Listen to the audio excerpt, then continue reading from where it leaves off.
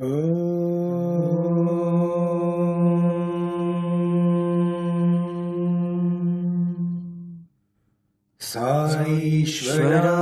Vidmahe Sathya Dhimahi Tanna Sarva Prachodayat.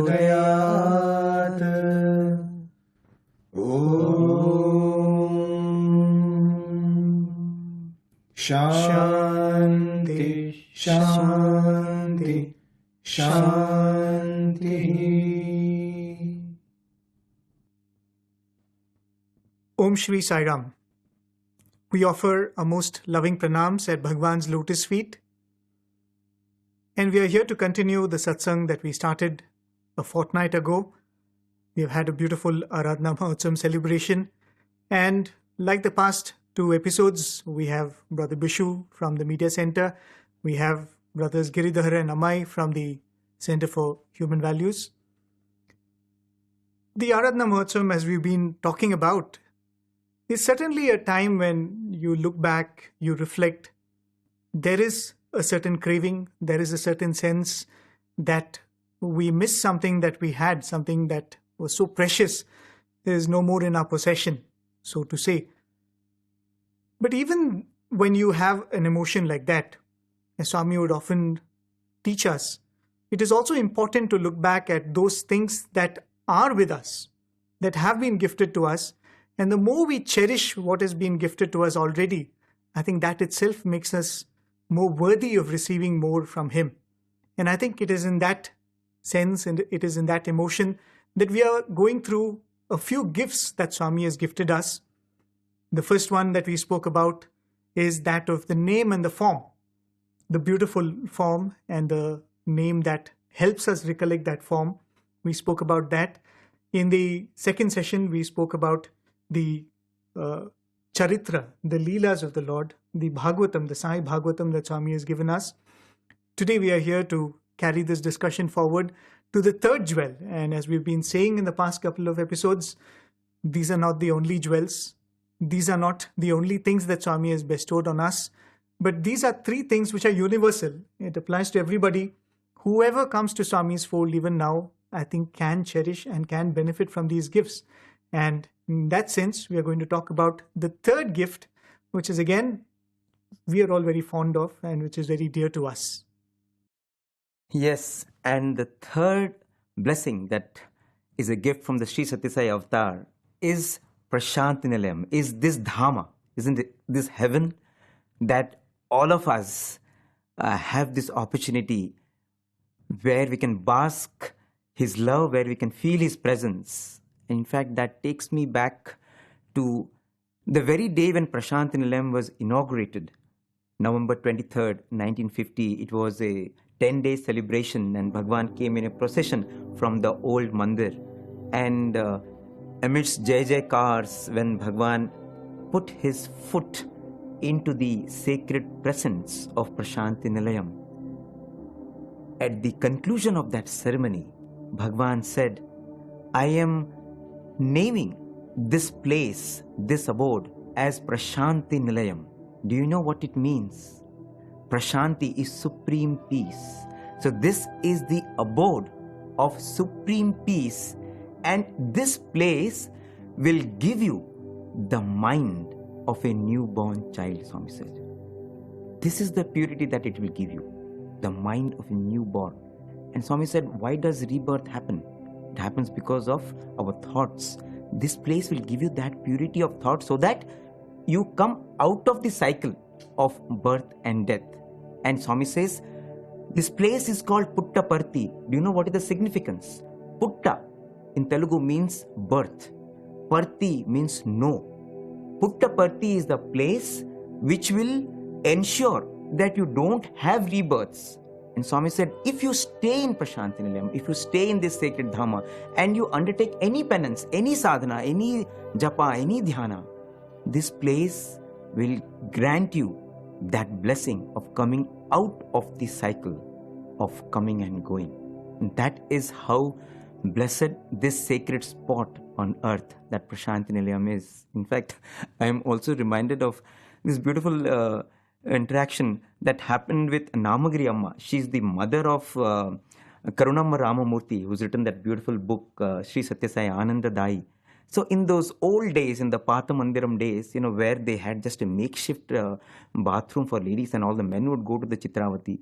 And so when she was coming out after her shower, so she had this little container where there was water and she was sprinkling water as she was walking because, she belonged to that Orthodox family, Orthodox tradition. So she thought the place is polluted, because there are so many people walking around. There's a very small courtyard. So she would sprinkle the water, and I have seen those old ladies, then they would walk on those water because now you have purified that place.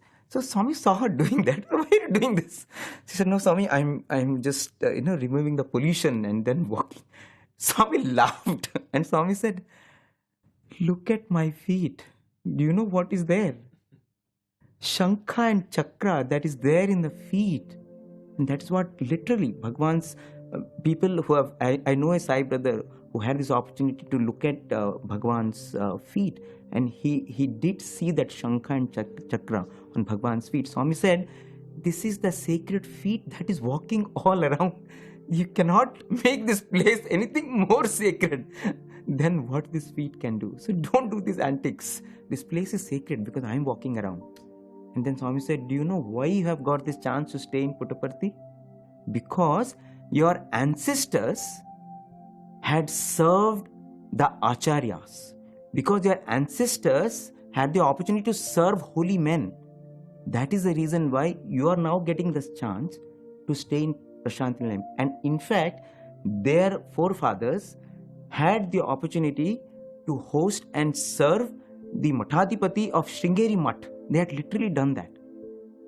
Only when Bhagawan mentioned that, they recollected that blessing that that family had. So I think this is a place where every inch is sacred because he has walked, and this is the place which will take us out of the cycle of birth and death. That is Prasanthi for us, isn't it? Yeah, and something very special about Puttaparthi is if one looks at the lives of all the masters who have tread upon the earth, you will notice one thing, that their birthplace, their Janma Kshetra and their Karya Kshetras have always been different. Krishna was born in Mathura, but his Karya Kshetra was Vrindavan and later on Hastinapura or Dwaraka. Lord Ramachandra, his birthplace is Ayodhya, but Dandakaranya and Lanka was his Karya Kshetra. If you look at even Shirdi Baba, his Janma Kshetra is Patri, but his Karya Kshetra was Shirdi. And even Jesus Christ, born in Bethlehem, but his Karya Kshetra was Jerusalem. Right? So one looks at all the avatars, all the great masters, Ramakrishna, Ramana Maharshi, everybody, this is the only place possibly where the avatar chose his Janma Kshetra and his Karya Kshetra to be the same. He was born literally 500 meters away from where he lived his entire life. And not only that, it was not that he restricted himself to only Prasanthi Nilayam Mandir. In fact, every building, in fact, if one goes to the college, our teachers tell us that every flower pot, every table and chair, Swami would come to the college to inaugurate that. Not only every department. Not only department, every chair and flower pot. We have seen Swami, he has inaugurated the South Indian canteen, the Western canteen, the North Indian. Every single building has directly got that. Even this sacred space, yes, media center, the there we are sitting right now. Sitting now. Bhagawan had, he was here for 1 hour. He sat here for an hour. So inchy, when Swami says inchy, he has literally tread every single, that brings us to this point, which is when we used to go, people take these Char Dham Yatras and we go to, Uttarakhand, which is considered Deva Bhumi. And you literally go through the whole tour and people will say, this was the place where this happened and that happened. And literally you don't know which stone you're sitting on. Probably because, Draupadi or Pandavas or somebody Rama, had sat some character there, from or Ramayana. This pool where the Pandavas had taken bath, etc. And they would have done that for an hour, 2 hours, 1 week. This is a place where for 85 years, non-stop has seen the life, of the avatar. And so that is why I think Prasanthi Nilayam is one of the gifts, greatest gifts that this avatar has Professor given us. Venkatraman would always say this is the most love-charged place on the planet. Yeah. Absolutely. In fact, I recall what one of my teachers would say when we were in the hostel. And so you go to any of these pilgrimage centers like Tirupati or where there are these, big temples. We give a lot of importance to the deity, and the next most important thing is the prasadam, right? That's what you can carry home and probably share with others. We give so much of importance, and we treat it with such sacredness and sanctity, which is due to it. This teacher of ours would tell us, imagine most of this prasadam is made in a kitchen which is probably a few buildings away from the sanctum, and it is brought in front of the deity and it is distributed. In so many places, it is not even brought in front of the deity. Just one bowl or one bowl. is brought, and the rest is distributed as prasadam. He says, imagine how many 100 times Swami has walked into the kitchen of the hostel. Can there be any food which is more sacred than the food that is served in the hostel? And I think that holds true even for the canteens. Yes. Right? How many times Swami has visited the Western canteen? How many times Swami has been to the Southern canteen? Every food that is served there is prasadam, right? And I think that's the beauty of the physical presence. A few years back, I had heard this talk by one of the doctors who visits our super specialty hospital as a visiting doctor. He works in a hospital in Bangalore. So one day when he was taking a class for his in Nimhans or something, he gets a call saying that there's a patient who is here.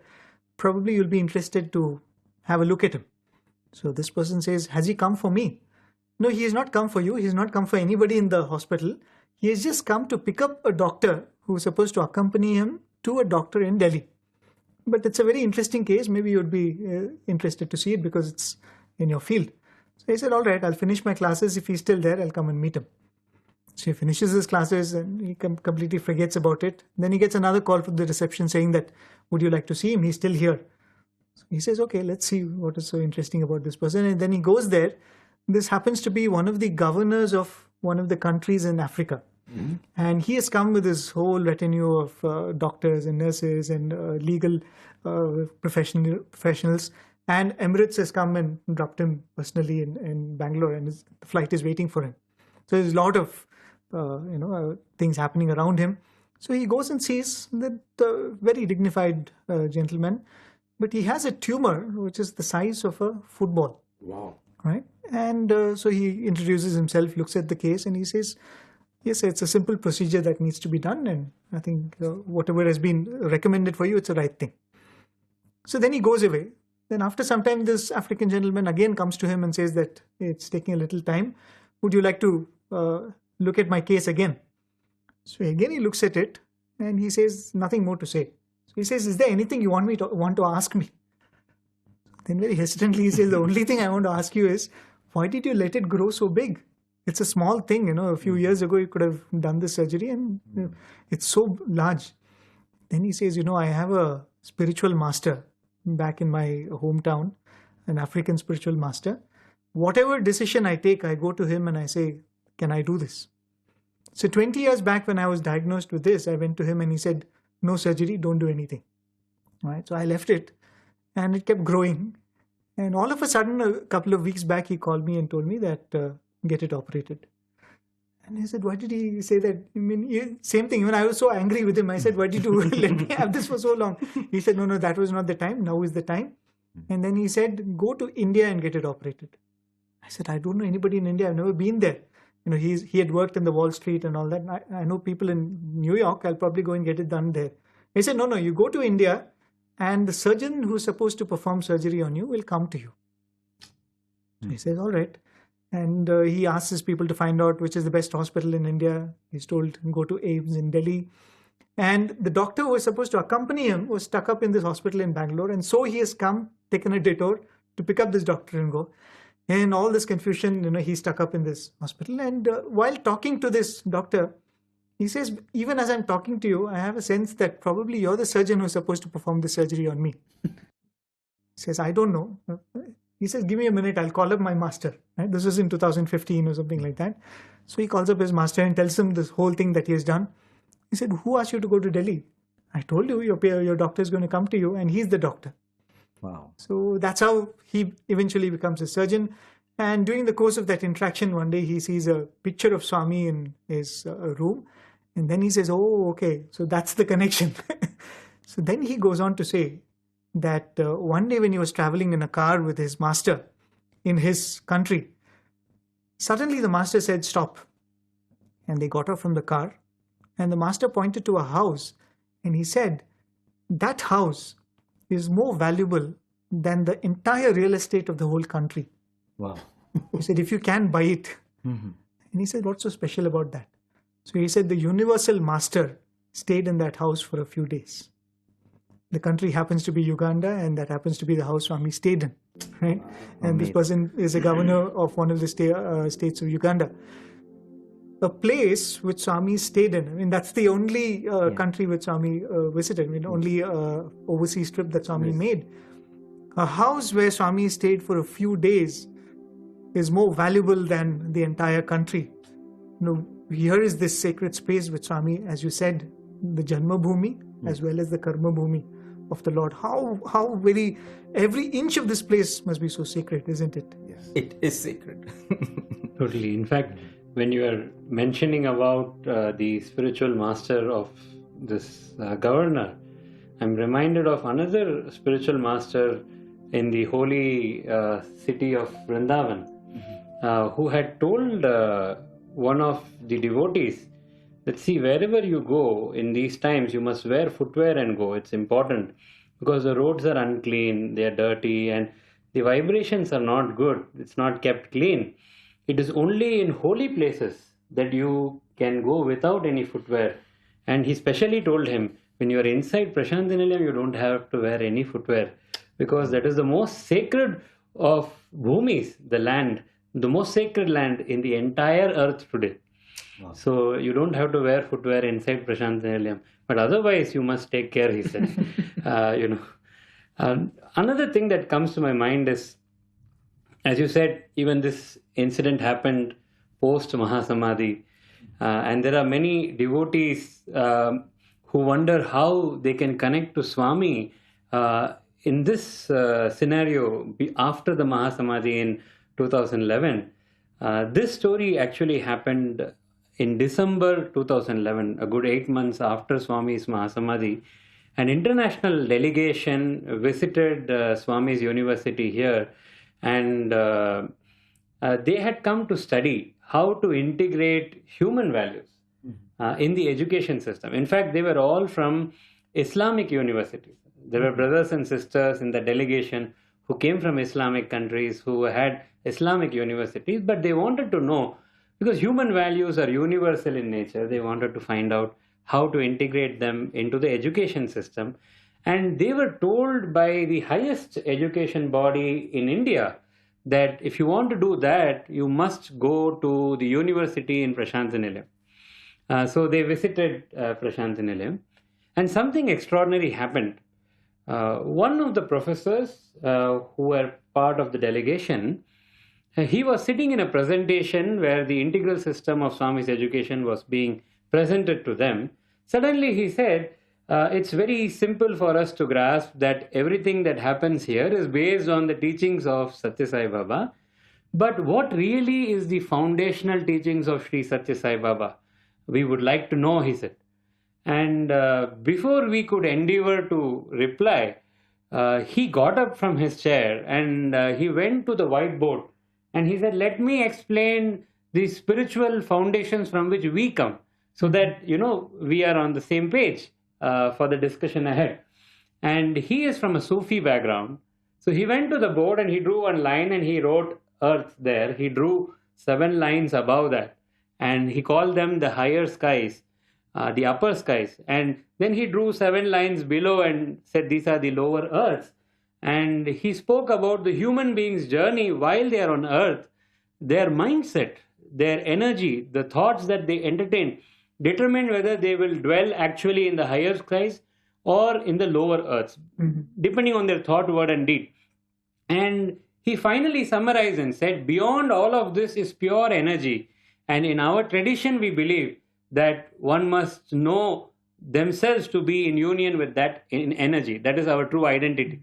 So it became easy for us to, explain we just went back onto the board and put Sanskrit words of Bhur, Bhuva, Suva, Mahar, Janah, Tapa, Lokas, and so on and so forth. And we said, beyond this energy, there is a Sat principle, a presence, which is the Purusha. Shakti and Shiva are one and the same. And that Shiva Shakti is our true identity, is the foundation of the Indian tradition as well, is where we found common ground. After this discussion ensued, we were moving out, and this gentleman came up to me and he said, it is so wonderful. I'm experiencing the beautiful energy of Sai Baba. So I was very happy to hear that I thought it's the environment and the ambience, because it does that to many people. And I told him, sir, can you be more elaborate? How are you experiencing the energy of Sai Baba? He went on to say that I saw Sai Baba. So I just, just to clarify, I told him that Bhagawan had left his mortal coil just that April in 2011. He said, yes, I know about it. I heard as soon as I came here. This was their first ever visit to India. Obviously to Prasanthi Nilayam, first ever visit, and no idea about Sathya Sai Baba before this. So he said, I know, I heard that when I came here, but I experienced him, I saw him. When I was explaining, these are his words, he said, when I was explaining the Sufi concept to you, there was a chair kept on the dais, and Sai Baba was seated there. Wow. And as I was going back to my seat, I saw him, and I'm just repeating his words verbatim. He said this, he said, I am not a Hindu, but I felt like bowing down to him. And when I bowed down to him, very lovingly he took his hand and put it on my head.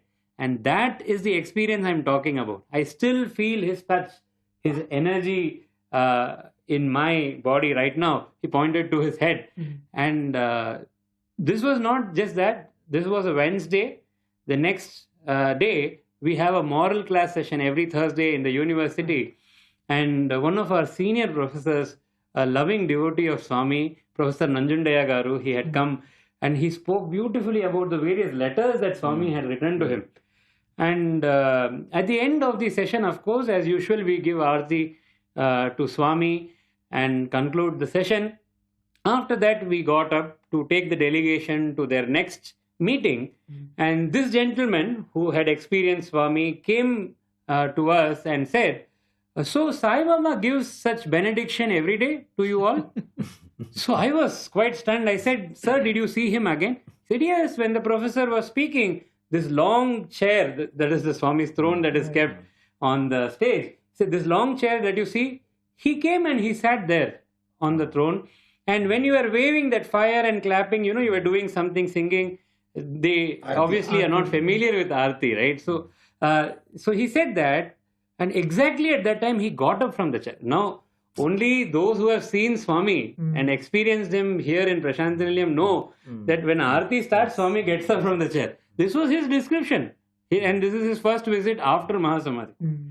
And he says, Sai Baba came forward to the edge of the stage and he looked at all of you and he said so clearly and loudly with his hand like this, he said, move from every body to every soul to one soul to God.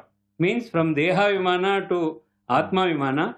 Know that this Atma is same in every being, and in realizing that, know that I am Atma Brahma. That is, this Atma is verily the Brahman who is supreme divinity or God. This is the message that Bhagawan delivered to him on that day in Prasanthi Nilayam, December 2011. And he had numerous such experiences. His guru from his tradition, Sufi tradition in his country, actually is a saint from the 15th century. And he also strived hard, the guru strived hard to bring in harmony between the Hindu and Muslim brothers and sisters at that time itself. So he came in his meditation and said, you go to India and you see this divine personage. And he gave him a vision of a divine personage. And this professor, when he had come to Prasanthi Nilayam, first he saw Swami, but he still didn't see that divine personage whom he was shown. So during the university visits, there were also campus visits. So the delegation had gone to the Anantapur women's campus of Swami's university, and he came back from that trip and he was overjoyed. And he called me aside and said, "Do you know what? My trip is fulfilled. I have seen Sathya Sai Baba, and I've also seen the divine personage whom my master specifically told I should see." And who was that? That was none other than Shirdi Sai Baba. He called him as Maulana Shirdi.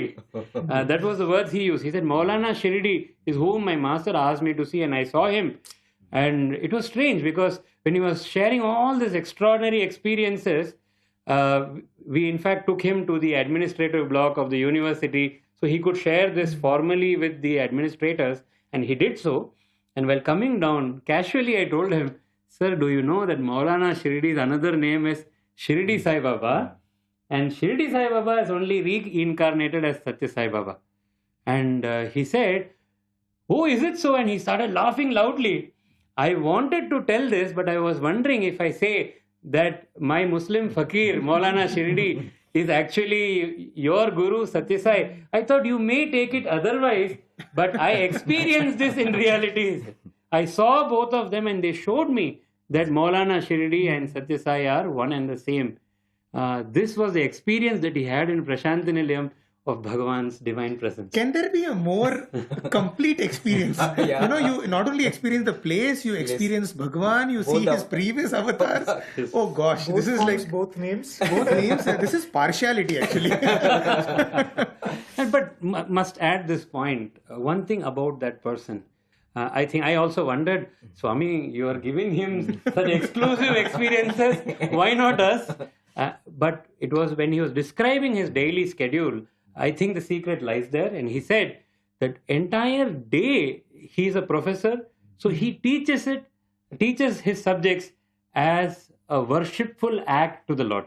Wow. And the entire night he sits and meditates on the divine principle.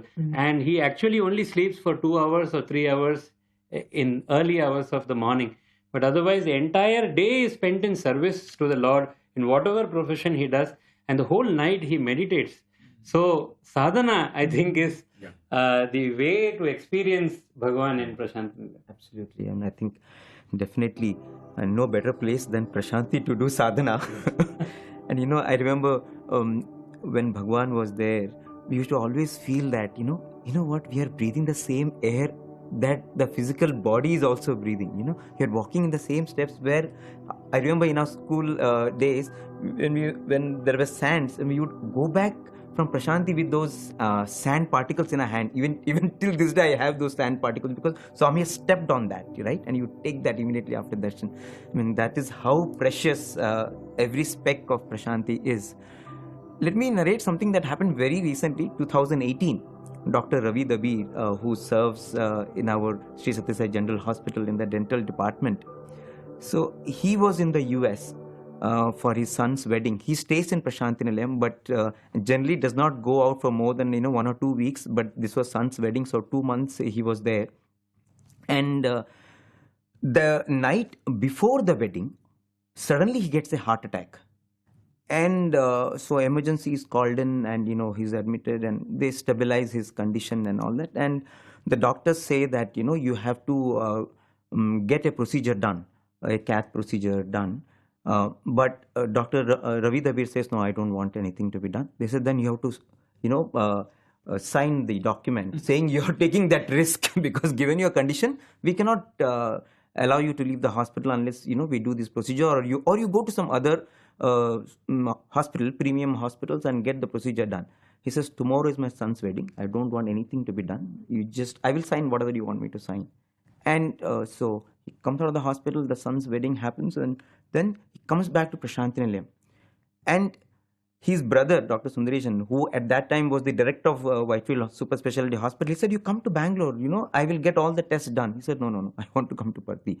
So he comes to Parthi, and he says, the moment he crossed that Ganesh circle, right, where we take the turn to come inside Prasanthi Nilayam, considered Puttaparthi, says, when I took that turn, suddenly there was this gush of air that hit me. And mind you, it was an AC car. Windows are not open. But that air which hit him overwhelmed him so much. And he said, and after that, in a few seconds after that, he suddenly felt that he was healed. Wow. He was just completely healed. And later on, he did go to the hospital, do the checkups done, and they said, your heart is how it was, like normally how it was before you went to US. That's how it is fine. Wow. And later on, he revealed to me that night also, when he was in the emergency, Bhagawan came in his dream. Swami said, you come to Puttaparthi. You don't have to go anywhere. And that's what he also wanted to do. He was missing Parthi. Even now, he never leaves Parthi for a longer time. He says, if I leave Parthi for longer periods, I will have all these aches and pains and everything all over my body. I am very peaceful, I'm very happy. And that is how the nourishing, healing air of Prashanti is, isn't it? I think those who have experienced it, they know about it. Yeah. In fact, many people feel like that about Prashanti. It's, a lot of devotees talk about the recharge that happens. Yes. I think just coming back over here, it's like recharging your battery. Just when you enter the arch, Yes. you kind of feel like you're welcome. Yes. In fact, talking about this, I'm reminded of yet another incident that happened post Mahasamadhi about just this place, and its power. And so this happened to a particular lady who was comes from a very poor background. She comes from Kerala, and very poor background. The whole family is going through a lot of troubles, and somebody tells her you should go and do Prashanti Seva, and she takes this as an opportunity to come here and kind of pray to Bhagawan, much against the wishes of the family. In fact, her husband is not doing too well. Her husband is sick, and so people tell her, why will you leave your husband like this and go?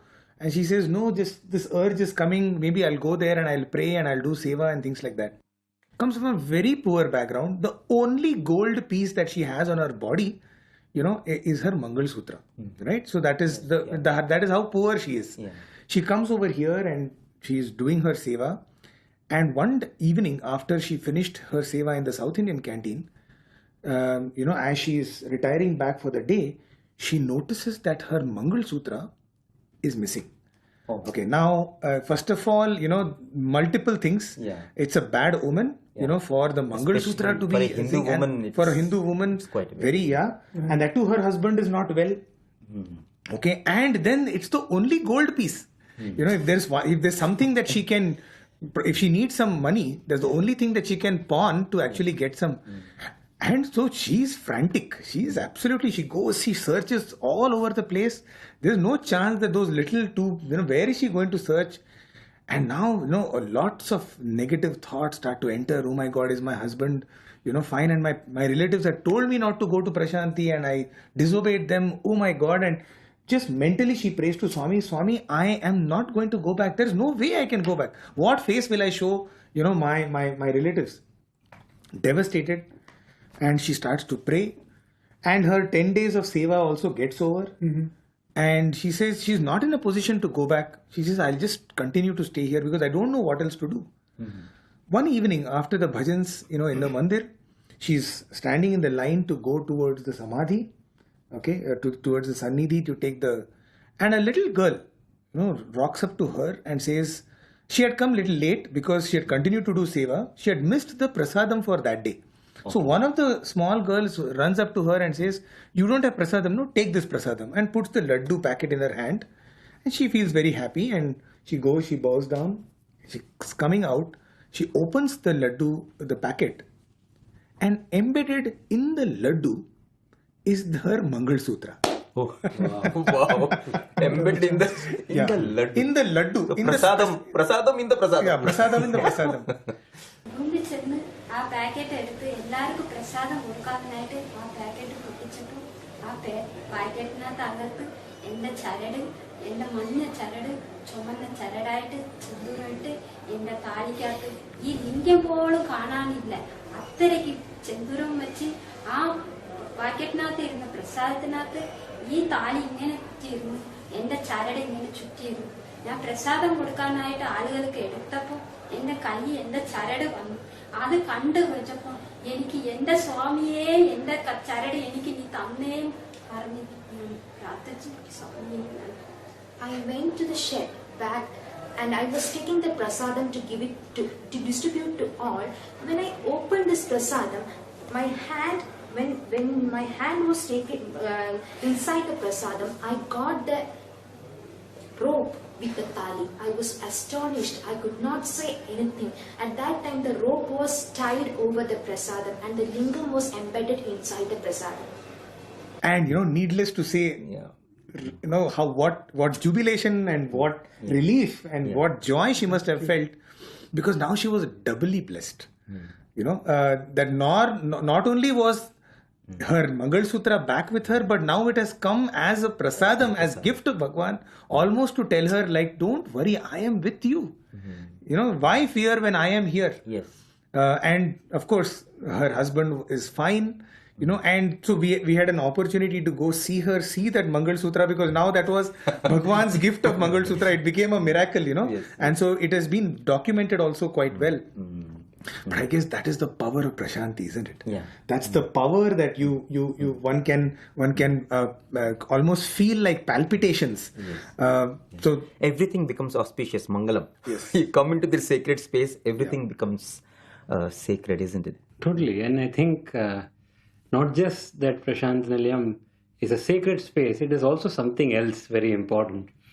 And to present that perspective to us, there is this article that Kasturiji had written in the 1958 Sanatan Sarathi, the September edition.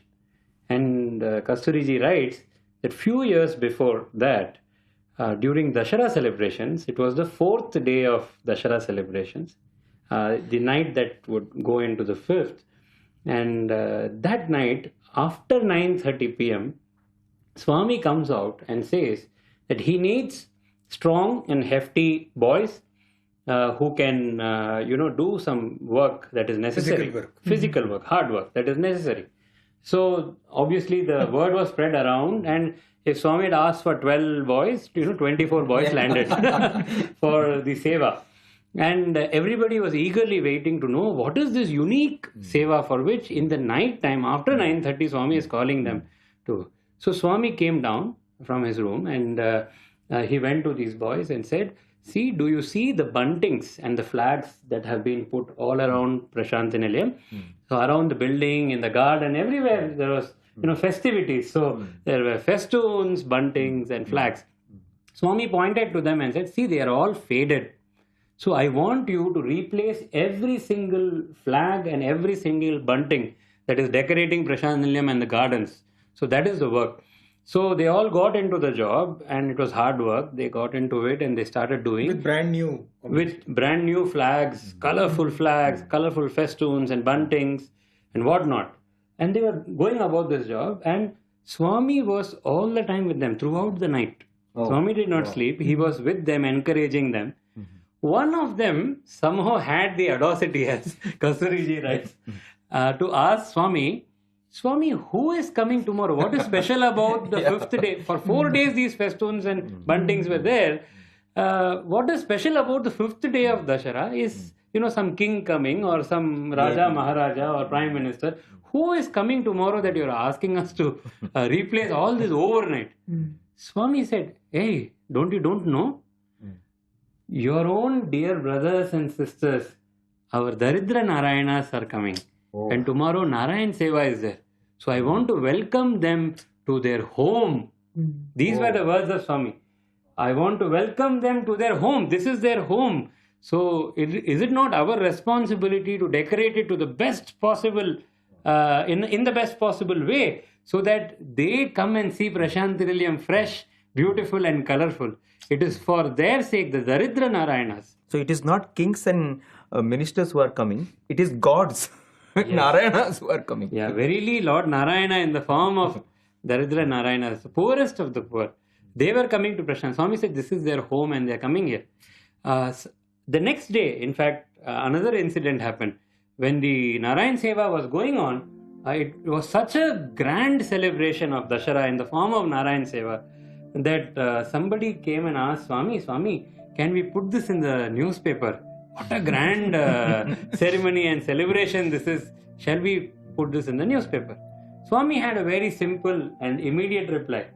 Bhagavan said, when your own closest relatives come to your home and you clean up your house, decorate your house for the festival, and you feed them, will you publish that news in the newspaper? He said. See, that is the feeling that Bhagavan has. Prasanthi Nilayam is our home. This is your and our home. And you come here to meet your mother and father, that is Bhagavan Sri Sathya Sai Baba. So that is the sacred space. It's not just sacred, it is the most personal space for each one of us. I think that's the important, beautiful point, which is, there may be a lot of sacred spaces in the world, but this is our space. It is our mother's, our home. That sense of, this is my home. This is mine, There was one very beautiful episode narrated by, I don't recall his name, one of our very senior functionaries in the organization.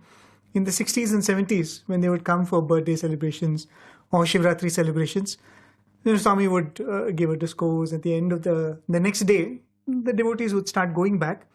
So these people who were in charge of the canteens or the Sevadal coordinators, Swami would call them for an interview, or Swami would call them to their room upstairs and then send them off, right? Give them a session, speak to them and send them off. So in one of those sessions, this one devotee told Swami that, Swami, we are so fortunate that we are able to have a word with you before we return to our houses. And so many other thousands of devotees who come, sometimes we feel that they don't have this blessed opportunity that we have. Swami said, no, you got it wrong. Swami said, they are more blessed than you are. And they said, how is that? And then Swami told that, there is this tradition that suppose the daughter of the house is married and given to another family. When she visits the mother's house, Swami said, the girl will not be sent off like that. The girl will be taken and dropped in her house, and then they will come back. Her parents will go drop her in her house and come back. Swami said, like that, all these devotees have come to their mother's house.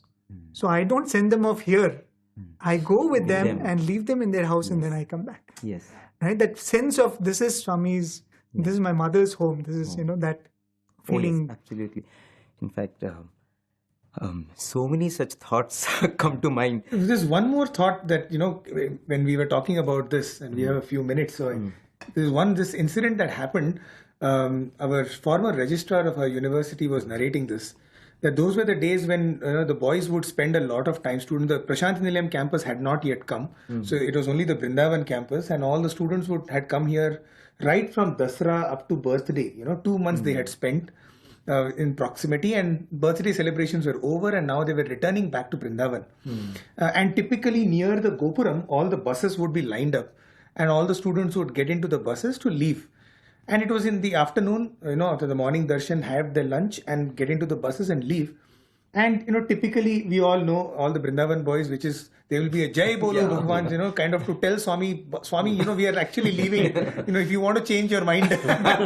So, Jai Bolo started, the Jai Jai cars, and the buses start to leave.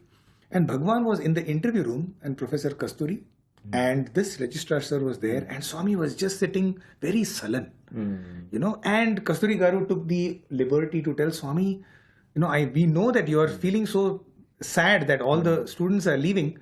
Don't worry, Swami, within a few months, by Sankranti time, they will be back here. And he was trying to console Bhagwan. And at that time, Swami said, Kasturi, I am not feeling bad because my students are leaving. He made a very important point. He said, I'm feeling sad that for these last 2 months, I ensured that their attention was only on me. Now they are going back into the world, they will be distracted, and that distraction is not good for their spiritual progress. That is why I am feeling sad. See, I think that is the power of Prasanthi, that when we are here, we are completely focused on Bhagwan, on our spiritual progress. We go back into the world, and there is a chance that the lure of the world will take us away from our Lord. And our mother and father feel sad for that. I think that is another reason why Prasanthi is so important. Is a lot of devotees tell us, isn't it? They come here, no newspaper, put off all the gadgets. No gadgets, no television, nothing to distract us. And I think that is one more speciality I thought I should share this. Oh yes, absolutely. And I think this is a feeling that every devotee has. That when you are in Prasanthi, your mind is so much focused. And Swami says Prashanti is a space that enables you to feel that nearness, feel that closeness with Bhagavan. And I think that is the reason why it is not just Shanti, it is Prashanti. You might get Shanti here and there, but Supreme peace. Supreme peace comes because you're supremely focused on Bhagavan, and that's what this place enables. And as we were discussing, Giridhar and Prem, about how everyone feels that this is their space, just like, though we know of Bhagavan, he is the Supreme Lord, but at the same time, all of us feel, no, he's my Swami, he's my God. We all have our own connection with Swami. And I feel it's the same with Prashanti. We feel, yes, Prashanti Nilayam, yes, it is the avatars, Janma Bhumi, Karma Bhumi, all that, but it is my Prashanti.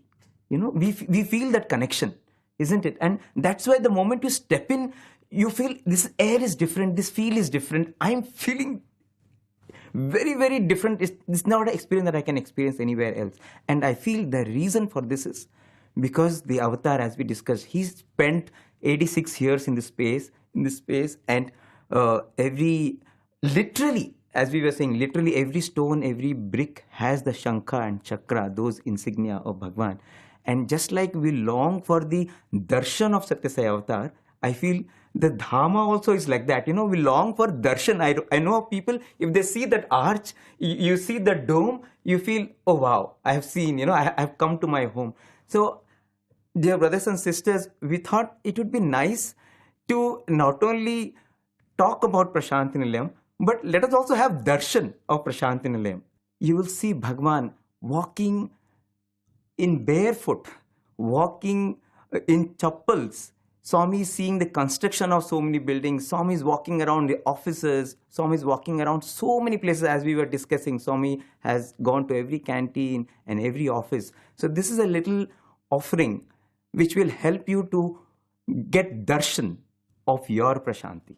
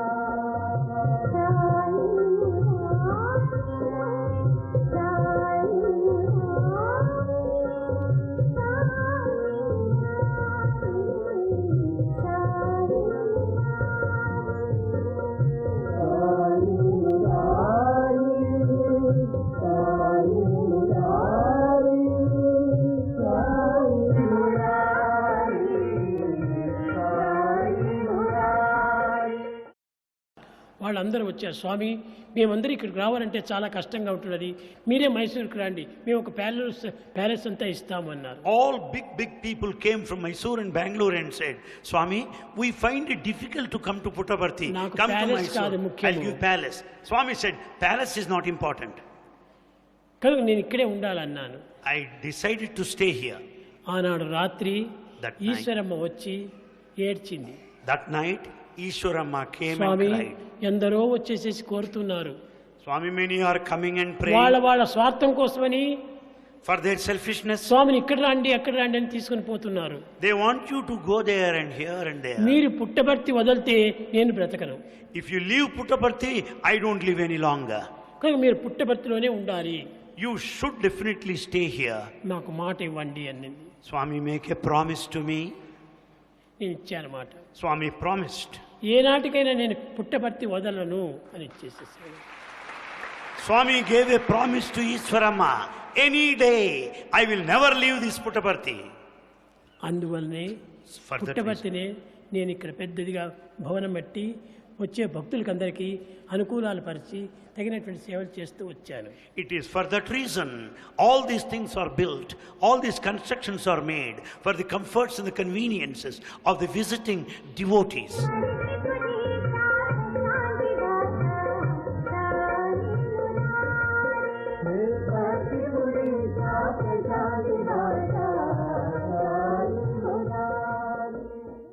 That was the beautiful footage of Swami moving around the various places in Prasanthi Nilayam.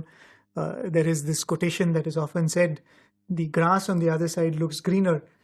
But we can tell you that we've never felt that. Yeah. We've always felt that the grass on our side, where we have had the opportunity to be seated, is green, and nothing can be greener than this. Yes. And what a beautiful opportunity it is, even to think of it.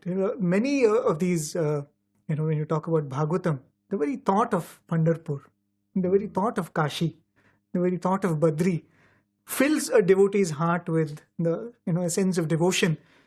For all of us, just the name Prasanthi Nilayam or Puttaparthi, as you said, now Swami has put the Hanuman so high up. So in such a distance, you kind of get a sense of, we are nearing Prasanthi Nilayam, that feeling. But again, that sense of what Amey was telling, Prasanthi Nilayam is special because when we come here, it is so easy for us to concentrate all our attention and all our energies on Swami. And I think there lies the hint too. Where you are able to concentrate and focus on Swami, there you can create your Prasanthi Nilayam. And I think if we are not able to do that, then we are not making the best use of what Prasanthi Nilayam is meant for. When we were all children, Balvikas, and when we used to go to Swami's darshan, there used to be this photo of Swami with a quote about darshan, right? Where Swami would say, after a darshan, find a quiet corner, absorb the energies and spend a little bit of time on contemplation. That quote would end with a very important instruction from Swami. Swami would say, to whom much is given, much is expected.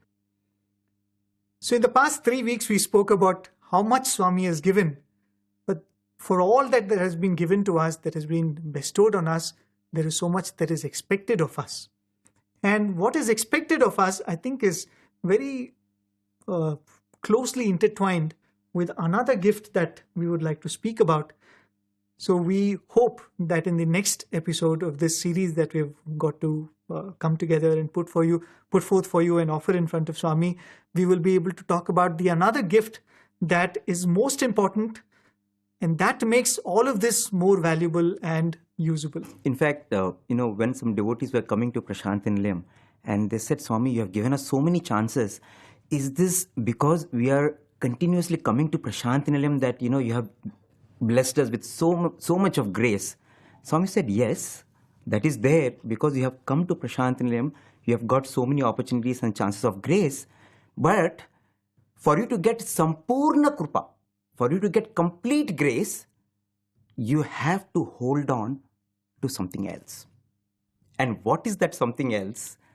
That is what we want to take up in the next episode. So with prayers to Bhagawan,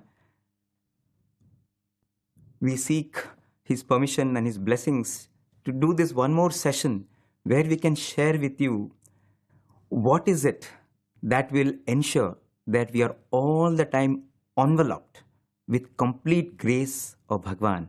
And that will be probably the last session where we'll be sharing with you some of these beautiful gifts that Bhagavan has given us. And as Brother Amey and others also have shared, there are so many gifts that Bhagavan has given us. Let us think about every blessing that Bhagavan has given us and use each of these precious moments, use this every moment to sanctify our lives and make us worthy of receiving His love and grace. Thank you so much. Sai Ram.